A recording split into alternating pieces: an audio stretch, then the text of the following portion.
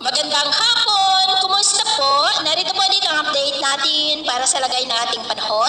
Ngayong hapon pa ng October 11, 2025. Sa ngayon po ay patuloy pa rin na southwesterly wind ang umiiral lalo na sa western part ng Southern Luzon.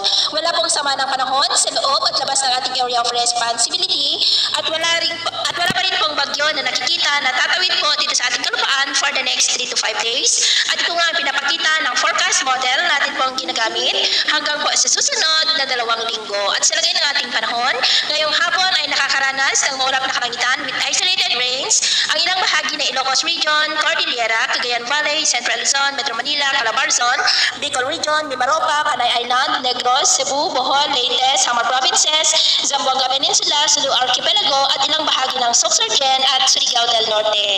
At mamayang gabi may mga isolated rains pa rin sa ilang bahagi ng ating bansa kaya mag-ingat po tayo dahil posible pa rin ang mga banta po ng mga pagbaha at pagguho ng lupa. Naman po mga baybayin, wala naman po tayong nakataas na namang gale warning signals pero iba yung pag-iingat lamang po kung papalaot tayo para po mas makaiwas sa mga